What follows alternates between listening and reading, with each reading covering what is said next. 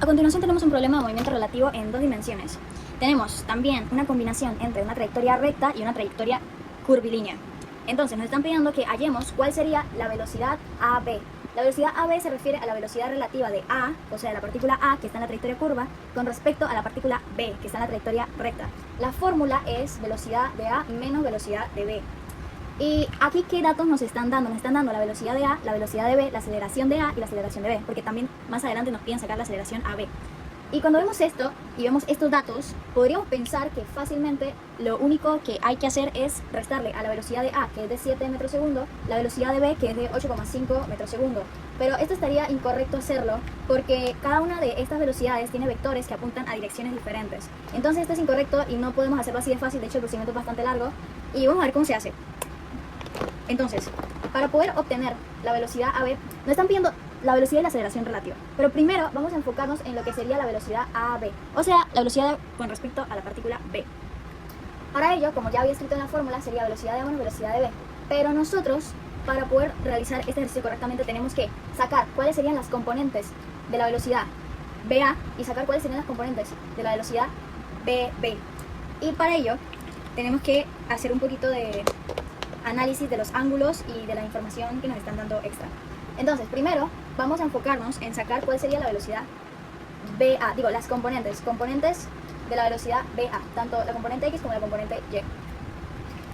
Para ello, vamos a agarrar esta partecita de la trayectoria y vamos a analizarla aparte. Para poder analizarla mejor, lo que hacemos es decir, bueno, como está en una trayectoria curva, podríamos decir que es una medio semicircunferencia.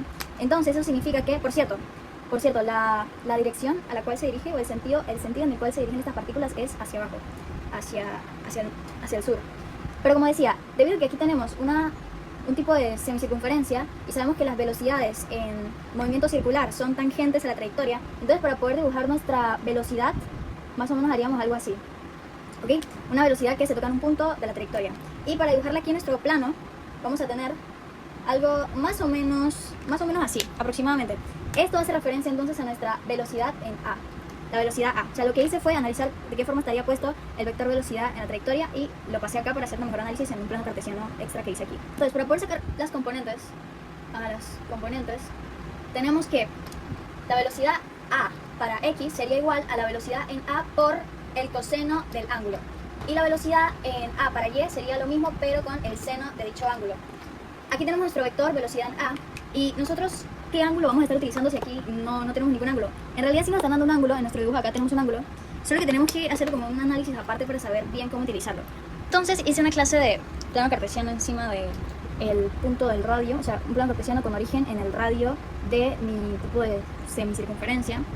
Por acá, recordemos que este triángulo tiene el radio de A, el radio de B y también el radio de A a B.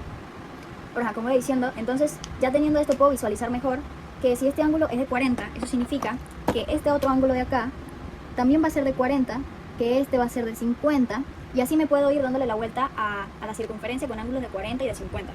Entonces, si yo sé eso, yo también puedo decir que aquí si le hago una extensión, si le hago como una extensión a esto, entonces puedo obtener de igual forma los ángulos. En este caso, opuesto por el vértice, este ángulo de 40 y este ángulo de 40 serían lo mismo. Y aquí también opuesto por el vértice tengo que este ángulo y este otro también son los mismos. Entonces me quedaría que acá es 50 y acá es 40. Y lo mismo puedo hacer con mi dibujo que hice aquí aparte del plano cartesiano. Acá tengo que son 50 grados y para acá tengo que son 40 grados. Y ya ahora sí puedo aplicar estas fórmulas. Entonces, como estoy utilizando coseno para X y seno para Y, voy a utilizar el ángulo que sale del eje X. Este acá no lo voy a utilizar porque si no tendría que utilizar seno para X y coseno para Y. Pero yo prefiero hacerlo de esta forma, entonces por eso voy a utilizar el ángulo de 50. Al final, si yo reemplazo los valores, y si yo pongo que BA, que sería 7 metros, es multiplicado por el coseno de 50 y 7 por el seno de 50, me va a dar entonces las componentes tanto en X como en Y de la velocidad en A. Lo voy a escribir acá abajito para que se vea mejor. Yo todavía no puedo dejarlo así, tengo que analizar la parte de los signos. Y es que resulta que como mi vector está en el cuarto cuadrante tiene para X valor positivo, pero para Y tiene valor negativo. Entonces acá puedo dejarlo como 4,5 positivo, pero a 5,36 le tendría que poner un menos antes. Y listo, ya quedarían mis componentes para X y Y de la velocidad en A. Ahora vamos a sacar la componentes para la velocidad en B, en el punto B. Pero aquí está mucho más sencillo, porque si hacemos nuestro plano cartesiano para sacar la velocidad en B, nos fijamos que la partícula B está en una trayectoria recta. Entonces, la velocidad que tiene también es horizontal, horizontal positiva. La dibujamos aquí, esta sería mi velocidad para B, y realmente no tengo más componentes que sacar. O sea, podría sacarlas igual, y voy a tener lo siguiente. Sería velocidad para B en X y velocidad para B en Y, V de B, coseno, seno, pero el ángulo sería un ángulo de 0. Y cuando tú multiplicas coseno de 0, te va a dar un 1. Entonces para X simplemente sería la velocidad en B, que es la que ya me están dando, que es 8,5 metros segundo. Y luego si tú multiplicas seno por 0 te da 0, entonces aquí simplemente sería 0 metros segundos. Por lo tanto, tus componentes para B sería de 8,5 positivo, porque está mirando hacia acá, hacia la derecha, y para Y sería 0. Listo, entonces ya tengo tanto mis componentes para A como para B, y para poder obtener entonces ya finalmente la velocidad de A con respecto a B, yo tengo que restar las componentes X y las componentes Y de cada una de estas velocidades. Por lo tanto me quedaría algo así: velocidad en A, X, menos velocidad en B, X.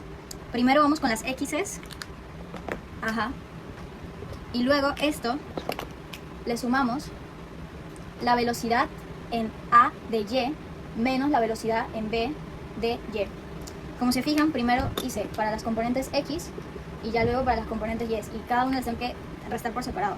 Entonces si yo reemplazo mis valores acá, me quedaría lo siguiente: para las X's que tengo, velocidad en A de X, velocidad en AX sería 4,5 positivo, y velocidad en B de X, que en este caso sería 8,5.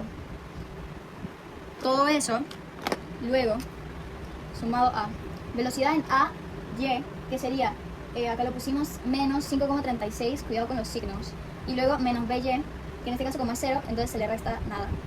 Y todo eso como resultado nos terminaría dando, para el eje X, tenemos que es menos 4, y le ponemos su vector unitario Y, que representa el eje X, y luego a eso se le resta, o bueno, no se le resta, sino que sería menos 5,36, y el vector unitario J.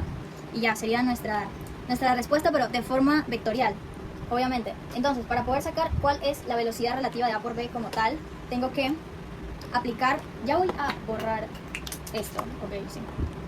Para poder ahora sí sacar la velocidad de AB como tal, entonces tengo que aplicar el teorema de Pitágoras, menos 4. Esto lo que nos dice básicamente es velocidad en ABX al cuadrado más velocidad ABY al cuadrado. Entonces acá yo pondría, ¿cuál es mi velocidad AB componente X? Menos 4. Ajá, menos 4 al cuadrado, y la otra sería menos 5,36. Bueno, esto ya lo conocemos. Al final nos va a dar 6,68 aproximadamente. O sea que la respuesta sería, aquí arriba, ya la encontramos, 6,68 metros segundos velocidad relativa de A respecto de B. Y bueno, el ángulo también lo podemos sacar aplicando la fórmula de la tangente inversa que ya conocemos. Entonces el ángulo para esa sería de, aplicando la tangente inversa a las componentes, 53,26 grados. Y listo, entonces ya terminamos el primer inciso, que es sacar la velocidad. Ahora vamos a la aceleración. Listo, ahora vamos a pasar a hacer el análisis de la aceleración relativa de A con respecto de B. La fórmula nos dice que es la aceleración de A menos la aceleración de B, pero tanto A como B tienen componentes X y Y. Y de hecho, para sacar esta aceleración de A es todavía más complicado que el ejemplo anterior con la velocidad de A. Entonces vamos a dejarla para el final y vamos a primero hacer rapidito la aceleración de B. Entonces, para poder obtener la aceleración de B, tenemos que encontrar las componentes X y Y. Vamos a hacer nuestro pequeño plano cartesiano aquí aparte, y vamos a fijarnos que B tiene una trayectoria recta. Entonces, como tiene trayectoria recta, su velocidad está horizontal, así como habíamos analizado anteriormente, y su aceleración también está mirando hacia la misma dirección que la velocidad y va horizontal, debido a que está acelerando hacia el eje, sí, hacia el eje positivo, hacia X positiva. Entonces le ponemos que esto equivale a la aceleración en B. Y si queremos luego sacarle las componentes, vamos a tener que para A, BX sería igual a AB, que AB, recordemos, acá tenemos los datos, sería 0,7 metros segundo, por el coseno del ángulo. El ángulo es 0. Esto al final me va a dar 0,7 metros segundo. Entonces yo tengo que las componentes para la aceleración AB, las voy a escribir como que en alguna parte para tenerlo presente. Voy a escribirlas por acá. Acá voy a tener las componentes para AB. Y es 0 metros segundo cuadrado. Ahora sí, ya terminé con las componentes de AB. Vamos a pasar a las componentes de AX. Digo, de AA. O sea, de la aceleración en A. Y para ello tenemos lo siguiente. AA ¿cómo puedo sacarle las componentes? Hay una situación especial con la aceleración en A, y es que debido a que el auto, bueno, el ciclista o lo que sea que te quieras imaginar que es la partícula A, está en la trayectoria curva. Entonces, la trayectoria como está curva, la podemos ver así, ¿no? La trayectoria como está curva va a tener una aceleración tangencial que va a ir en la misma dirección de la velocidad. Y además esa aceleración tangencial, aunque la hice como que un poquito mal, vamos a hacerlo de nuevo. No tengo mi curva, mi aceleración tangencial que solo se toca en un punto. Y aparte de esa aceleración tangencial, también voy a tener una aceleración normal que se va a dirigir, estamos acá, ¿no? La aceleración tangencial que tiene la misma dirección de la velocidad en este caso, es paralela a la velocidad, es tangente a la trayectoria, se toca en un punto. Y luego está también la otra velocidad que es la normal, y la velocidad normal, o también se le llama velocidad centrípeta, porque va hacia el centro. Si aquí está el centro del círculo, entonces esa aceleración va a ir en esa dirección hacia el centro. Y juntas pues van a formar un ángulo de 90 grados. Entonces, aceleración tangencial, aceleración normal. Yo, para poder obtener las componentes de la aceleración en A, tengo que primero encontrar cuál es la aceleración tangencial y cuál es la aceleración normal. Pero resulta que el problema ya me está dando un valor de aceleración. Ese valor de aceleración que me está dando es de 0,5 metros segundos. Y este valor hace referencia a la aceleración tangencial. Entonces yo tengo aquí que la aceleración tangencial es igual a 0,5 metros segundo cuadrado. ¿Y cómo puedo encontrar entonces la aceleración normal? Aceleración normal, y esta es una fórmula de movimiento circular, porque aquí estamos haciendo uso de ecuaciones de movimiento circular. Aceleración normal o centrípeta sería igual a la velocidad al cuadrado entre R. R siendo el radio. Y como ya habíamos visto, acá tenemos un radio de 50 metros. Por cierto, este dibujo no estáis que tan bien representado con lo que tenemos acá. Tipo, realmente estos vectores deberían ser un poquito más así, porque acá está el centro y aquí este radio. Mira, esta es la aceleración normal, esta es la aceleración tangencial y el radio sería todo esto y es de 50 metros. Entonces yo en mi fórmula le voy a poner la velocidad, que es de 7 metros segundos, o sea 7 al cuadrado, entre el radio, que es de 50 metros. Al final me va a quedar el valor de 0,98 metros segundo cuadrado. Entonces yo aquí voy a poner este valor, que la aceleración normal es de 0,98 metros segundo cuadrado. Pero ahora sucede algo, y es que a cada una de estas, o sea, yo ya tengo tanto la tangencial como la normal, pero ahora a cada una de estas le tengo que sacar cuáles serían las componentes X y Y, tanto para la tangencial como para la normal. Entonces vamos a borrar esto para quedar más limpios y vamos a hacer nuestro plano cartesiano. Nosotros anteriormente habíamos dicho que teníamos una velocidad y que dicha velocidad de este lado tenía 50, si eran 50, ¿verdad? Eran 50 grados de este lado, 50 grados para acá y 40 grados acá. Es lo que tenemos aquí. Y esta velocidad hacía referencia a la velocidad en el punto A. Era la velocidad A. Pero resulta que ahora nosotros queremos analizar la velocidad, la aceleración en A. Y la aceleración en A, primero haremos el análisis de la tangente y luego de la normal. Pero la aceleración en A, considerando aceleración tangente, sería allí mismo. Podríamos decir que paralela a la velocidad en A. Por lo tanto, también nuestra aceleración tangencial tiene el ángulo de 50 grados desde el eje X. Entonces, para poder obtener, aquí vamos a poner que queremos encontrar cuáles son las componentes X y Y de la aceleración tangencial. Para poder encontrar las componentes de dicha aceleración, entonces pondríamos que AT, la aceleración tangencial en X, sería igual a la aceleración tangencial, que es 0,5 por el coseno, y utilizamos este mismo ángulo de 50 grados. Y luego tenemos que AT para Y sería 0,5, pero seno de 50 grados. Eso al final me va a dar entonces lo que sería para X 0,321 0,3 y para Y 0,383 metros segundo cuadrado. Y como estamos en el tercer cuadrante, para el eje X sería positivo, pero para el eje Y vamos a tener que es negativo. ¿Listo? Importante eso. Ahora ya tenemos cuáles son mis componentes para AT, pero ahora queremos encontrar también cuáles serían las componentes X y Y para AN, o sea, la aceleración normal. Entonces resulta que la aceleración normal es perpendicular. En este caso la aceleración normal es perpendicular a la aceleración tangencial. Entonces ambas van a ser un ángulo de 90 grados. Y yo entonces puedo decir, bueno, como son perpendiculares, voy a tener acá exactamente lo mismo, ¿no? Aquí tengo también 50 grados y de este lado tengo 40 grados. Entonces, para poder obtener cuáles serían las componentes de mi aceleración normal, hago lo mismo que hice arriba, aceleración normal para X, aceleración normal para Y, le pongo que acá en este caso, en vez de 0,50 sería 0,98, que es lo que yo había sacado con mi fórmula de cinemática circular, 0,98 coseno de los 40 grados que tengo aquí, sería usar 40 porque es el ángulo que está saliendo del eje X, y 0,98 seno de 40 grados. Esto al final, ¿qué valores me da? Hay que tener en cuenta que ambos valores van a ser negativos porque estamos en el tercer cuadrante. Ajá. Entonces, menos, y los valores que me daría son 0,75 metros segundo cuadrado y 0,63 metros segundo cuadrado. Perfecto. Entonces, ahora yo ya tengo tanto, ya puedo borrar esto. Entonces, ya que tenemos tanto las componentes para AT y AN, ahora podemos encontrar cuáles serían las componentes para AA, tanto para X como para Y. Entonces, hacemos lo siguiente. Vamos a estar haciendo una suma de las componentes AX, AAX, y luego una para AAY.